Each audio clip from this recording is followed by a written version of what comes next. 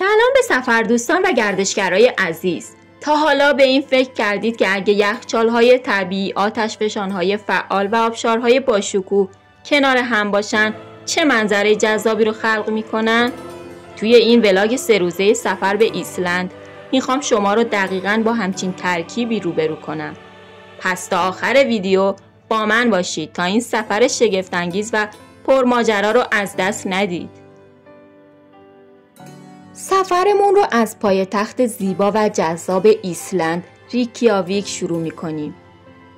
این شهر با خیابون‌های رنگارنگ، معماری مدرن و کافه‌های دنجش حال و هوای خاصی داره و حالتون رو حسابی جا میاره.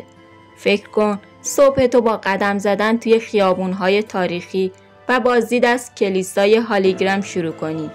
وقتشه بری به یه چشمه آب گرم طبیعی توی بلو لاگون که بین توریست ها هم خیلی محبوبه.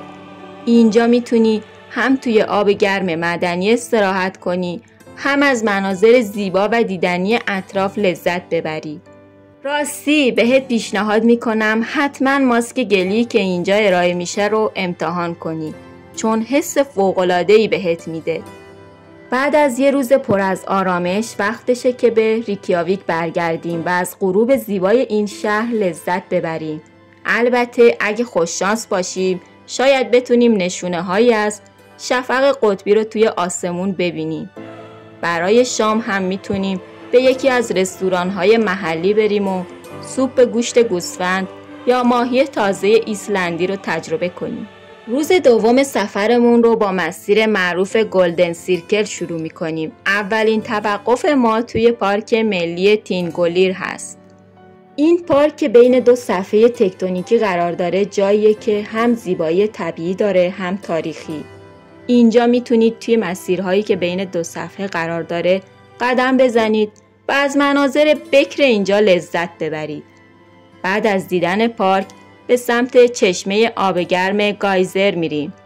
این چشمه ها هر چند دقیقه یک بار فوران میکنند و آب گرم رو به هوا پرتاب میکنند.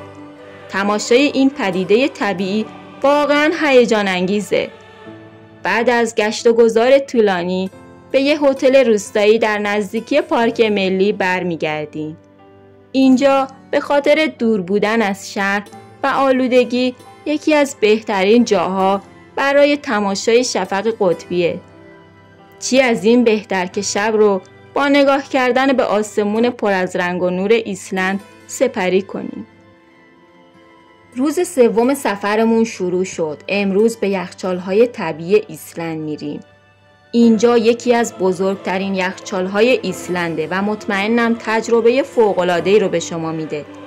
با یه تور محلی به داخل غارهای یخی این یخچال میریم و از شگفتی‌های داخل غار لذت میبریم. دیواره‌های یخی این غارها با نور طبیعی به رنگ‌های آبی و سفید میدرخشه و تجربه خاصی رو براتون میسازه.